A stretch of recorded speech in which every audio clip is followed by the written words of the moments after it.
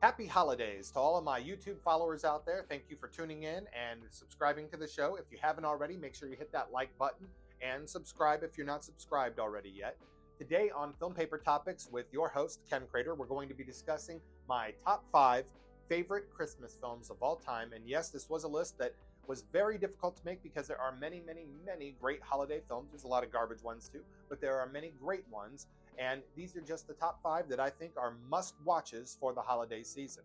But we're going to get some honorable mentions out of the way before we get into that top 5, starting with Batman Returns and Edward Scissorhands, Polar Express, Jingle All the Way, One Magic Christmas, The Holdovers, a rather new addition to this honorable mentions list, Die Hard, Gremlins, Eyes Wide Shut, Elf, It's a Wonderful Life, which would probably make most of your top 5 lists, but because it's so known and everybody is familiar with this movie, I'm not putting it on mine.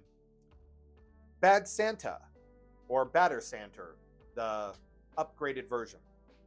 Miracle on 34th Street, Scrooged, Home Alone, Lethal Weapon, Rare Exports, National Lampoon's Christmas Vacation, Trading Places, and the very underrated horror film, well, slasher noir film, as far as I'm concerned, Black Christmas. Number 5 is going to A Christmas Carol from Charles Dickens. Now, there's many different adaptations of this particular story, and it's very hard to narrow it down, but for me, I have to narrow it down to just one because I only want one A Christmas Carol on my top 5 list for this video.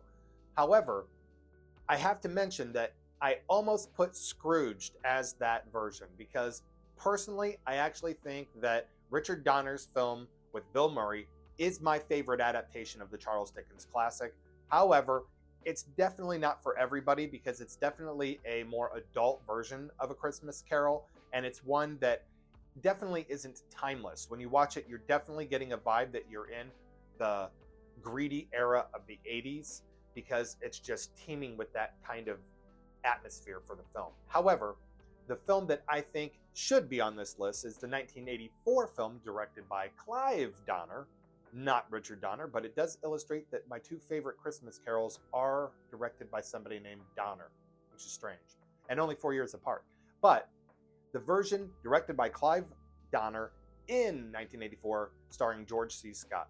I think this is personally my favorite of all the classically portrayed versions of Dickens' classic, but a lot of people, I think that George C. Scott is a little rigid in this, but I think that that is serving the film well. I think that a lot of people need to accept that this is a story that is a dark story about a guy who has led a very crappy life, a very greedy, mean-spirited life after a certain point in his life when he gave up on anything that was positive for him, like people in his life.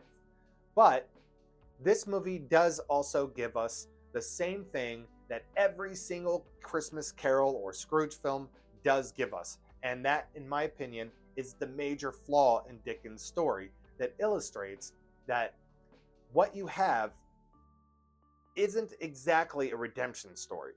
So the ghosts of Christmas past, present, and future come to see him, and they tell him all these things that he could be doing better. And on the surface, it seems as though they're telling you these things because what we want is for Scrooge to redeem himself so that in the afterlife he can have a pleasant afterlife. But I actually don't think that's going to happen.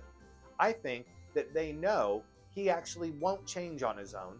And that's why, in the very end, his own mortality and his own death is shown to him as a way to push him harder to make sure that he goes and he corrects all the wrongdoings that he can while he's still alive. Because when you think about it, if you show him his own mortality, he's now just trying to help himself.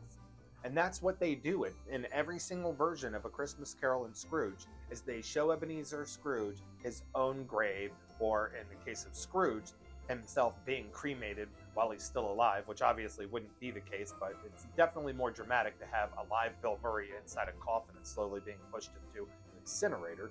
However, if you remove that element from A Christmas Carol and you only show Scrooge the things that he has done that affect other people, and then the next day on Christmas morning, he does exactly the same thing by going and helping out the Cratchits, donating to the poor, and so forth. What you have is a character who has grown and learned to appreciate his fellow man. But instead, what we have is somebody working diligently to save his own ass, and that's not necessarily the Christmas spirit. That's, in a lot of ways, forced attrition. He's definitely trying to do the right thing, but he's doing it because he is now terrified of what might happen to him if he doesn't do it. So taking the number 4 spot on this Christmas list is going to be Tim Burton's A Nightmare Before Christmas, directed by Henry Selick. Now, a lot of people are probably thinking to themselves that this is kind of a Halloween film, and although you're right, you're also kind of wrong. So the first day of The Nightmare Before Christmas is indeed Halloween night.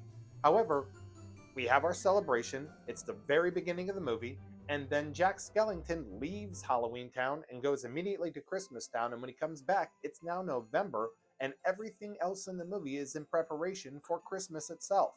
Most of the movie takes place in November and early December until we get to the last few days before Christmas, and then obviously Christmas Day. But in many ways, I would say The Nightmare Before Christmas is far more of a Christmas film than it is a Halloween film, even though most of it is macabre and played by characters who are actually darker or Halloween tropes.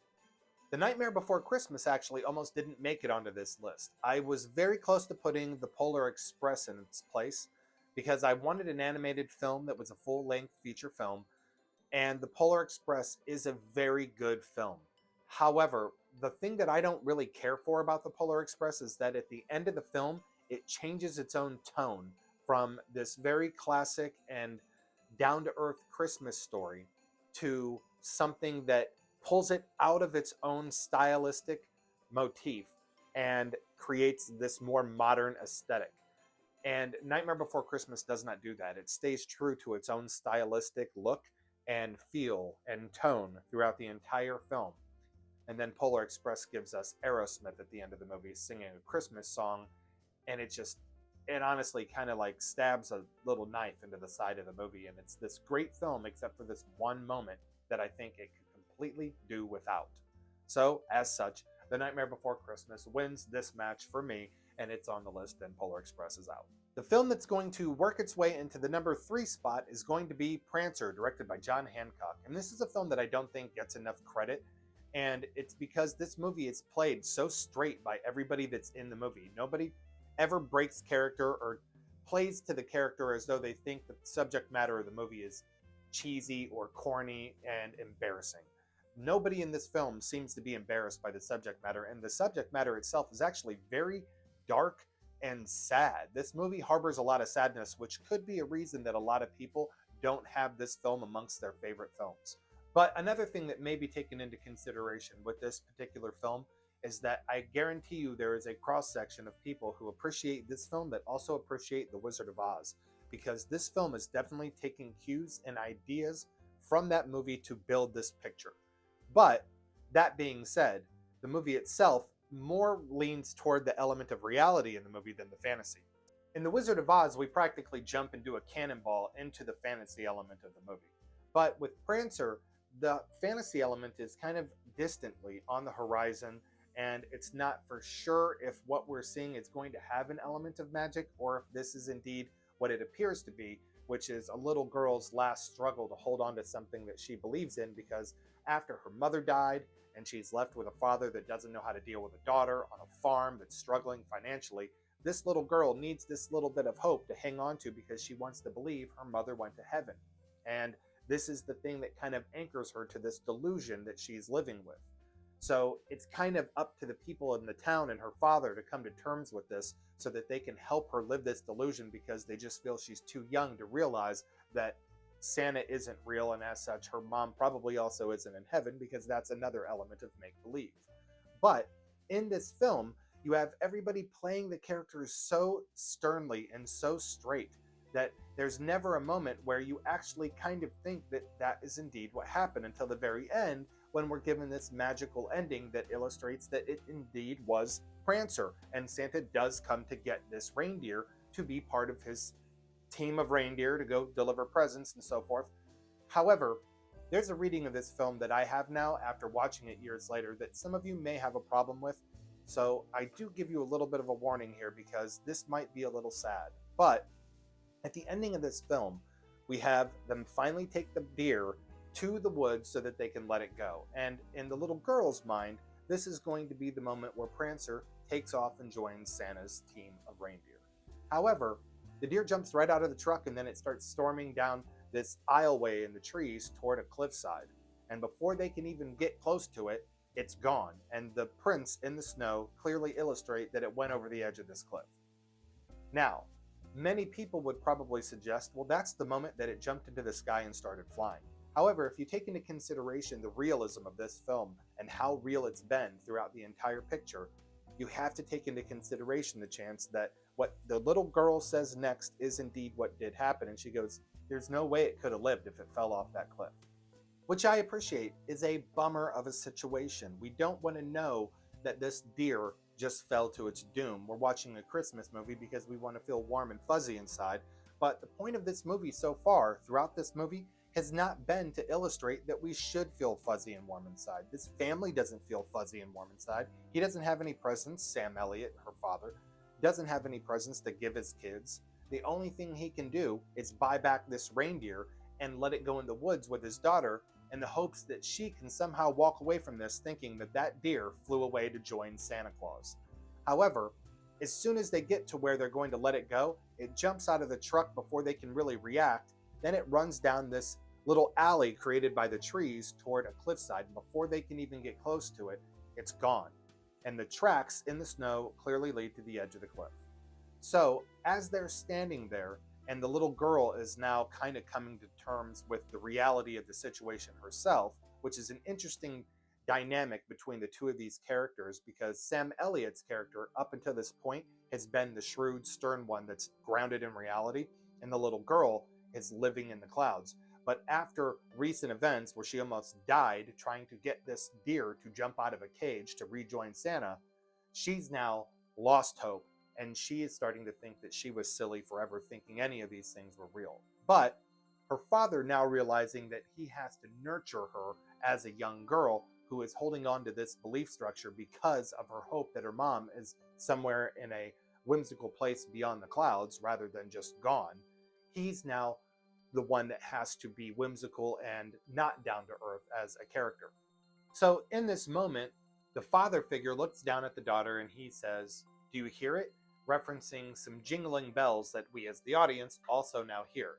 Then she says, "I do hear it." And she looks up, and then suddenly she sees Santa Claus and his reindeer, and then this magical version of a reindeer goes and reconnects with the team of reindeer and flies off with Santa, seemingly to go deliver presents. However, something that I have noticed about this particular moment that I never noticed as a kid is that where the magical version of Prancer, which is what I'm calling the strange effect that they use in order to show you Prancer flying through the air, it doesn't come from the top of the mountain. And obviously, if it was to come from the top of the mountain, as they approached, they would have seen it flying through the air first. Instead, after they decide to start imagining that they see Santa Claus, we see that version of Prancer come not from the top of the mountain, but from the bottom of the mountain, as if it is a ghost. Now, it could be that whenever one of Santa's reindeer fall from the team of reindeer and end up on Earth, there's this sort of transmutation that takes place that takes it from this ethereal form that's more like a spirit and converts it into a physical being. And in order for Prancer to actually rejoin Santa Claus, the physical part of him has to once again be killed or die. So it could be that Prancer jumping off of the side of this cliff and dying is indeed the way that its spirit would be let free so that it could once again join Santa. But that would sort of go against the entire grain of the movie, trying to avoid the moment where somebody shoots this deer, which is what the little girl is trying to help prevent throughout the entire movie. She tries to stop other people from shooting it. She tries to stop her dad from shooting it. Another person tries to stop the dad from shooting it too. And ultimately, she thinks that the place that the deer ends up is a butcher's house, and it's going to end up chopped up in little pieces.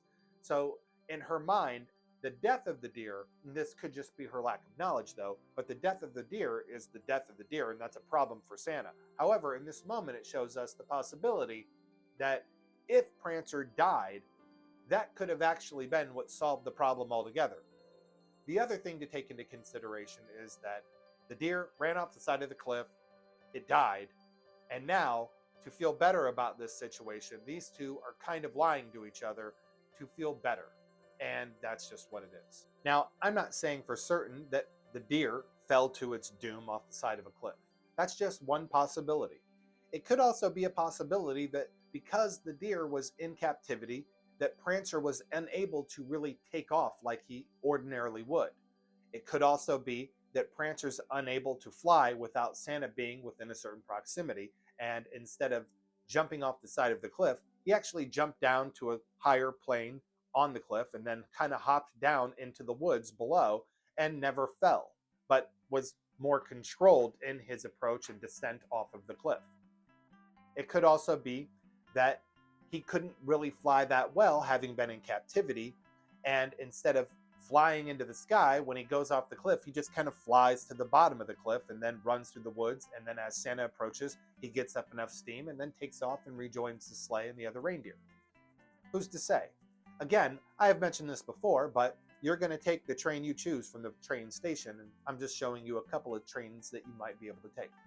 Now, for the number 2 spot on this list, I'm going to give you the movie that would have ordinarily been my number 1, but what would have been my number 2, which is now my number 1 on this particular list, I think is the number 1 for a lot of other people, so I bumped it and switched these. But this indeed is my favorite Christmas film of all time, and that is Santa Claus the Movie, directed by Jonah Swark. Now, this, in my opinion, is the best origin story for Santa Claus that we have ever been given, and in another movie where everybody playing in their characters is playing the character and the story as if it's real and straight, which in my opinion is the recipe for a great film. If you have people in the movie that are not taking the subject matter seriously, you can see it in their eyes. But if everybody in the movie is taking the subject matter serious and to heart as if it is real and this story has relevance, then you'll get a good film, even if it's about something that's kind of silly, like the idea of Santa Claus typically is.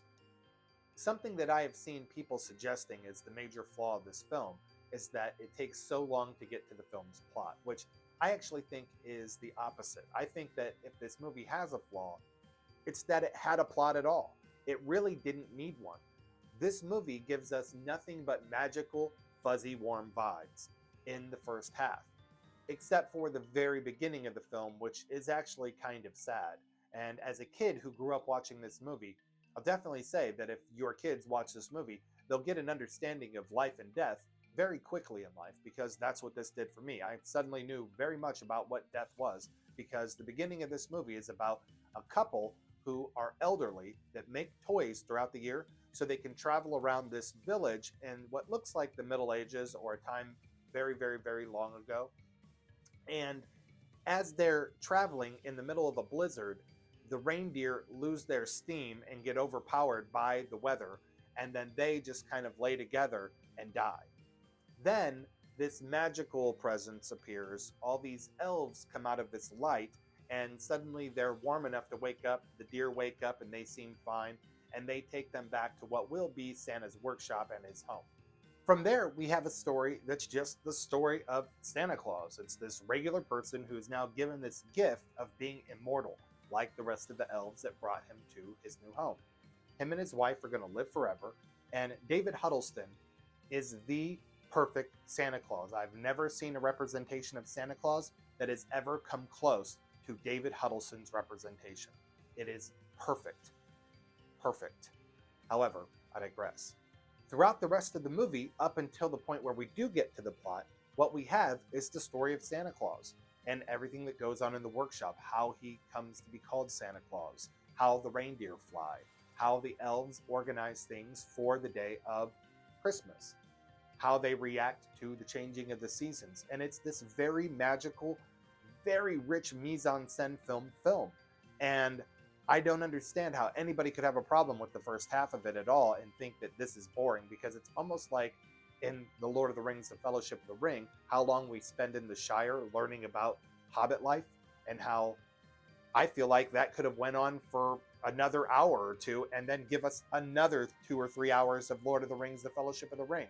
However, I guess everybody's not in that boat. I'm in the boat, maybe alone. But I don't feel that the story itself really merited a plot. This could have been a story about Santa Claus throughout the ages, and then the closer we get to the modern world, the less and less faith he has in humanity, and the more he questions being Santa Claus, and ultimately maybe deciding to stop being Santa Claus because our world doesn't deserve it, being a bunch of greedy people who don't actually care about one another. But they had to give it a plot. So what the plot ends up being is him versus a toy maker who recruits one of his own elves in order to make a product that makes kids fly using the special recipe or oatmeal or whatever it is that they give the reindeer in order to help them fly. So he uses that to create lollipops called Puce Pops that the kids get for free, just like Santa, delivered by Dudley Moore's Patch. And he ends up becoming at odds with Beezy, although only because they end up to be dangerous. In the movie, he's sort of giving up and letting BZ take over because he thinks he knows how to be in that world better than he does anymore because he's so old-fashioned.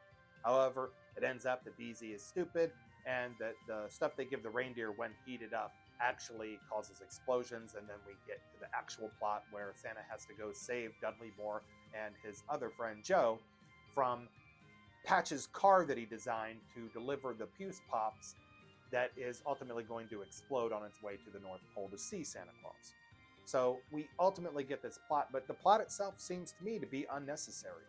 On the other hand, we get this perfect performance from John Lithgow playing Beezy, who gives us this quintessential greedy 80s bad guy that's a little bit theatric and over the top, and a little bit reminds you of the villain from Frosty the Snowman combined with an 80s tycoon that's really greedy and money grubbing, which John Lithgow plays perfectly. It's so pompous and over the top that it works perfect for the film, even though it's a plot line that I actually think is unnecessary to the overall meaning of the film, which is that throughout the ages, people appreciate Santa Claus less and less until he gets to a time period where basically only one or two kids in the world actually even care that he exists, which is pretty sad when you think about it. But the movie does end on a positive note because they beat Beezy, and he ends up eating his own Puce Pops, or candy canes at that point, floats off into space, and of course it's a kid's film, so we can't see what really happens to a human body when he's in space, so he goes floating through the atmosphere, screaming in fear as he eventually, I guess, makes his way to the sun. Finally, we have the number one spot, which is going to A Christmas Story, directed by Bob Clark, and I said before that this would actually have made my number two spot, and Santa Claus the movie would be my number one, because I honestly look at Santa Claus the movie as the best Christmas film that has ever been made. However, my runner-up would definitely have been A Christmas Story, directed by Bob Clark. But I grew up in the 80s, and I was born in 1983. This movie came out in 1983, and then a few years later, my younger brother was born in 88. And after that, my parents basically tried to mimic the Christmas that is in this movie every single year.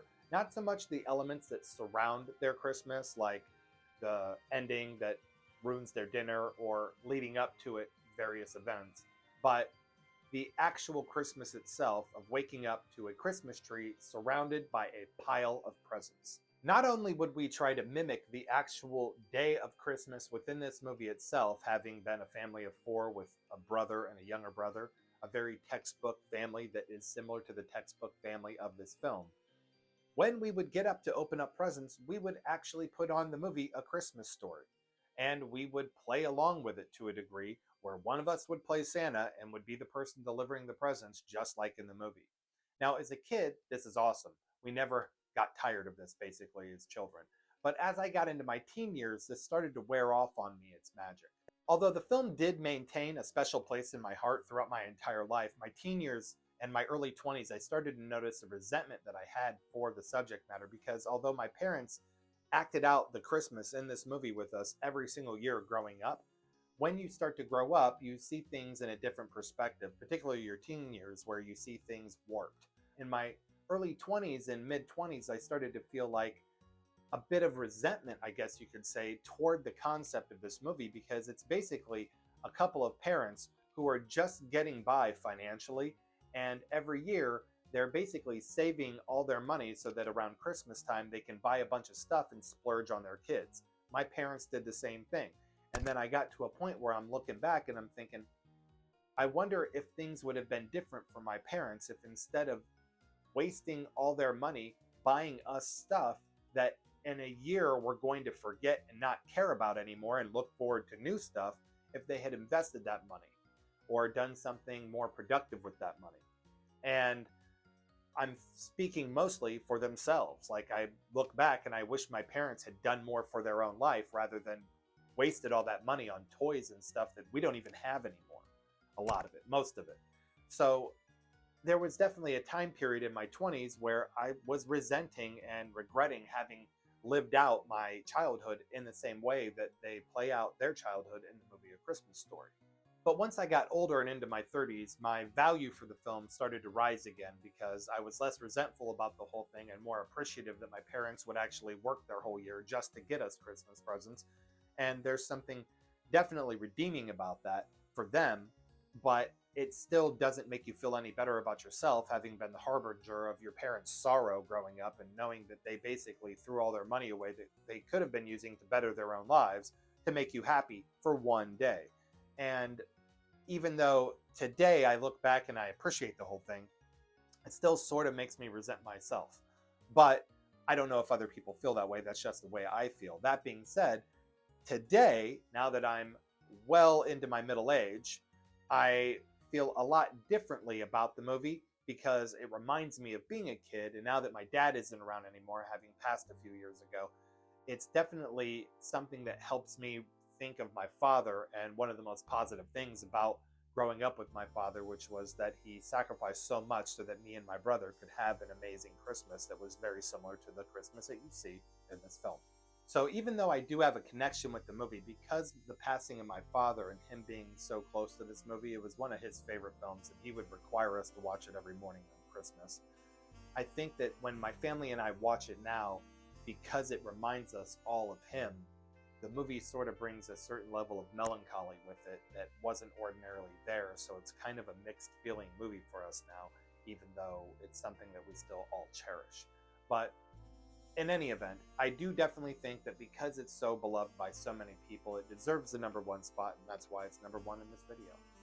That'll do it for today's episode of Film Paper Topics with Ken Crater. This wasn't really that analytical of an episode. I just kind of briefly talk about some of my favorite movies, but it's Christmas, and I wanted you guys to have a video that was a little bit more Christmassy, especially as I missed my last video from last month, which I'm still working on because it's so long. And I didn't put it out because as we got closer to the holiday season, the depressing nature of the movie that I'm going to put out next month was just weighing on me so much that I was just like, I don't really want to put this movie out during the holiday season. This is a better movie for the middle of January when everybody's already bummed out because Christmas is over and we're stuck in the middle of winter, especially if you're up north where it's 20 degrees right now. So I hope you guys have a fun and happy holiday season, and I will see you next time.